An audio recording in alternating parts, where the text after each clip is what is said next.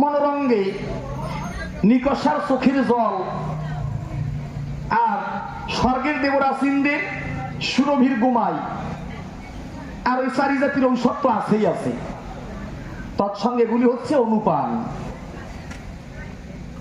যদি কারোর শরীর প্রচন্ড কড়া হয়ে যায়, জন্ডিসে পরিণত হয়, জন্ডিস তো এক প্রকারের নয়, তখন ডাক্তারের কাছে যায়, ডাক্তার সাহেব পরামর্শ দেয় যে কথা নেবা, ওই একটু ইসুগুলের ভুসি আছে বা তুকমার দানা আছে, এই খুগুর দিয়ে, আর যদি না থাকে তার পরিবর্তে চিনি দিয়ে ভিজাইয়ে রাখবা, পরের দিন সকালবেলা ভাবে হয়ে বিঘোলা বাসি পেটে পান করবা। কি বিধান দেয়? এগুলি হচ্ছে অনুপান। তার মূল কি হচ্ছে? খালি পেটে পান করতে হবে। অনুপান কি কি দিল? চিনি। চিনি যদি না থাকে আখের গুড়, আখের গুড়ের পরিবর্তে চিনি, আর সেই সঙ্গে তোকমার দানা আর ইসবগুলের ভুসি। ইসবগুল অত্যন্ত কার্যকরী, দেহের উপকারিতা এর অনেক। তা এই রূপে অনুপানের আছে প্রয়োজন। দেখে বলছেন সুসেনের প্রতি রাম রাজি বলোচন, সুসেন রে কথা নাও, করুণা করে এইবার তুমি আমার গুণের ভাই লক্ষণকে বাঁচাইয়ে দাও। বৈদ্য সুসেন তার অন্তর থেকে সকল অহংকার কেটে গেছে। ভগবান রামের মধুর বচন শুনে মনের অন্ধকার কেটে গিয়ে জ্ঞান সূর্যের আলোয় উদ্ভাসিত হয়েছেন বৈদ্যরা সুসেন। এই ঢাকা জাহাঙ্গীরনগর বিশ্ববিদ্যালয় স্টুডেন্ট, আমার অতীব প্রিয় ছাত্রছাত্রী ভাই ও বোনেরা, আমার ছোট কিংবা বড় যারাই আছেন, আমি একেবারে সহজ মানুষ, সহজ ভাষায় বলিতেছি। আপনারা আমার কথাগুলি কেউ উড়িয়ে দেবেন না। গর্ব করা কখনোই ভালো নয়, অহংকার পতনের মূল, এতে নাই কোনো ভুল। আমরা যখন থেকে সেই বাল্যকাল থেকে শুনতে পেয়েছি যে শিক্ষাই হলো জাতির মেরুদণ্ড, নাকি? শিক্ষা হলো জাতির মেরুদণ্ড। তাই এই শিক্ষায় শিক্ষিত হই আমরা কি রূপে? প্রথম পর্যায়ে যখন মা বাবার কাছে বাল্যকালে থাকি, সভ্য সবাই বলি ডাকি, মাতা পিতা একজন পাঠশালার শিক্ষকের কাছে আমাদের পাঠায়, তাই না? সেখান থেকে যখন আমরা উত্তীর্ণ হই, মনের কথা আপনাদের কাছে খুলে কই, সেখান থেকে আমাদেরকে প্রাইমারিতে পাঠায়, ক্লাস 1-এ ভর্তি হই। তখন এক এক করতে করতে কি বলবো আপনাদের সাক্ষাতে প্রাইমারিতে উত্তীর্ণ হয়ে তখন কি করি আমরা? এসএসসি পরীক্ষা দিয়ে থাকি। ওপরে সাবজেক্ট আসে, কি কোন সাবজেক্ট নিয়ে থাকবে, কে কোনোভাবে চলবে, এটা যার যার একমাত্র ব্যক্তিগত ব্যাপার। আচ্ছা, আমার কথাটা সেই জায়গাতে নয়, আমার প্রশ্ন সেই জায়গায় যে পিতামাতা যেমন একজন শিক্ষক শিক্ষকের কাছে দেয়, তারা কোন সময় দেয়? যখন দেখে যে সন্তান আমাদের কথা আর মানতে চাইছে না, আমরা যা বলি আমাদের শাসন এতে আর কাজ হচ্ছে না, তখন পিতামাতা একজন শিক্ষকের চরণ পরে বা হাতের পরে নিজ সন্তান সন্ততিকে করে সমর্পণ। তাহলে একজন শিক্ষককে, একজন টিচারকে তিনি পিতৃ সমতুল্য। শুধু ভাবা ভুল হবে যে তিনি আমাদের শিক্ষক, আমাদের স্যার মাত্র, এটা ভাবা ভুল হবে। তিনি পিতৃ সমতুল্য। স্কুল লাইফে, স্কুল জীবনে যতটুকু সময় ক্লাসে থাকি, কলেজ লাইফে যতটুকু সময় কলেজে সময় কাটাই, ঠিক ততটুকু সময় মা বাবা কোথায় থাকে? যার যার বাড়িতে, তাই না? ঠিক ততটুকু সময়ের মধ্যে ওই মা বাবার অভাবটুকু পূরণ করে রাখেন কে?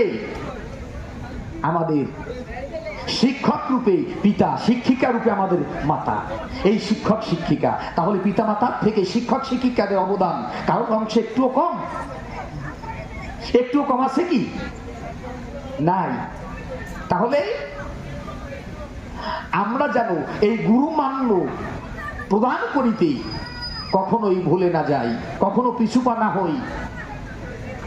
একজন গুরুদেবকে, একজন শিক্ষককে তার যথার্থ স্থানে রেখে, যথার্থ মর্যাদার স্থানে রেখে অবনত মস্তকে সালাম জানিয়ে তার প্রত্যেকটি বাক্য কিংবা প্রত্যেকটি আদেশ মেনে চলতে হবে। এটা তার প্রাপ্য, এটা তাদের প্রাপ্য। আর প্রত্যেকটি ছাত্রছাত্রী তাহাদের সন্তান সন্ততির ন্যায় যতক্ষণ সময় থাকে ঠিক ততটুকু সময় তারা আপন সন্তান সন্ততির ন্যায় দেখেন। কি এই দায়িত্বটা তাদের না? দায়িত্ব নিয়ে পিতা মাতার দায়িত্ব, শিক্ষক শিক্ষিকা হয়ে আমাদের স্যারেরা তারা দেখাশোনা করেন। তাই বলবো, আপনারা আমার প্রার্থনা দেবেন, চরণ ধরে করি প্রার্থনা, আমাদের থেকে যেন আমাদের শিক্ষক শিক্ষিকা বৃন্দ ইহারা কখনো কোনো কারণ হেতু এতটুকু দুঃখ কষ্ট কেউ কখনো পায় না। যখন এক ক্লাস হতে উত্তীর্ণ হয়ে অন্য ক্লাসে আমরা যাই, এক স্কুল হইতে বিদায় নিয়ে অন্য স্কুলে যাই, বিদায় রজনীর দিন আমাদের অবস্থাটা কেমন জায়গায় পৌঁছায়? কোন জায়গায় পৌঁছায় মাগো?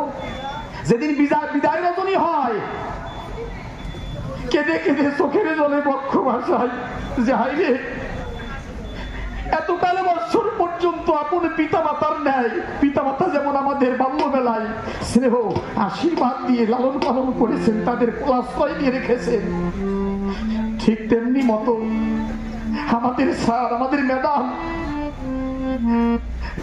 আমাদেরকে আমাদের জীবনে কখনো আমাদের পিতা মাতার অভাবটুকু বুঝতে দেয়নি। আর সেই পরম পিতৃতুল্য মাতৃতুল্য স্যারকে, ম্যাডামকে ত্যাগ করে আমার এই সকল স্বাচ্ছন্দ্যের কলেজ, এই স্কুল জীবন ত্যাগ করে আমায় অন্যত্র চলে যেতে হবে। বাবারে, যে বোঝে সে কখনো নিজেকে নিজের মধ্যে ধরে রাখতে পারে না। যে জানে ব্যথায় ব্যথিত হয় তার অন্তর, নিজের অজান্তে তখন চক্ষু হইতে টপ টপ টপ টপ করে জল ধরে পড়ে মৃত্তিকায়। ছাত্রছাত্রীদিকে কোলে নিয়ে, বুকে নিয়ে শিক্ষক শিক্ষিকা বৃন্দ তারা তখন কেঁদে কেঁদে দুই চোখের জলে বক্ষ ভাষায়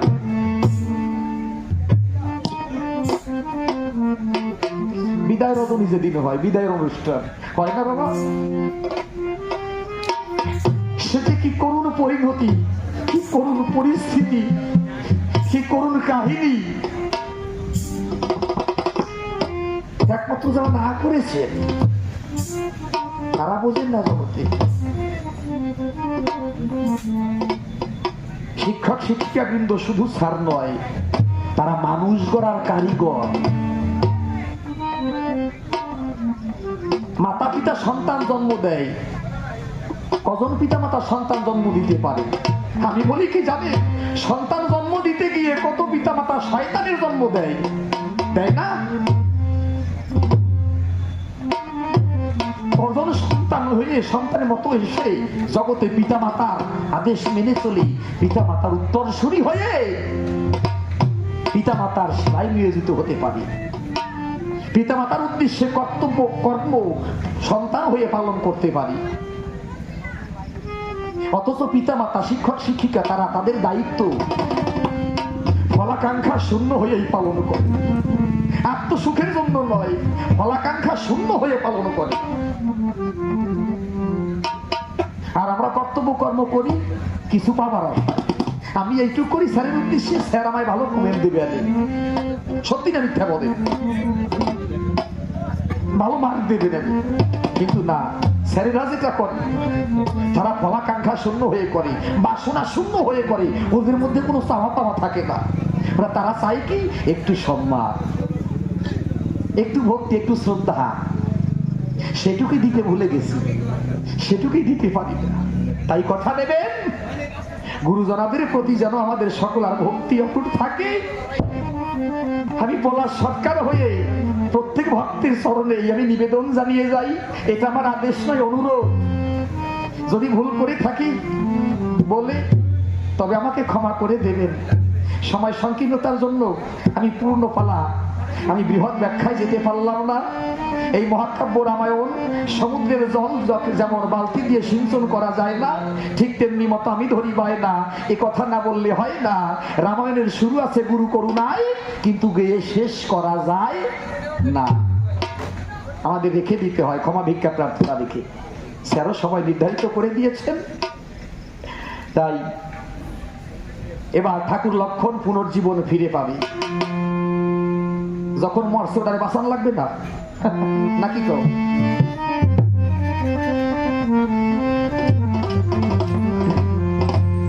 না, এখন গান গাইয়ে যাই, এখন গান গাইয়ে তারপরে বাঁচাবো। আমি গাবো।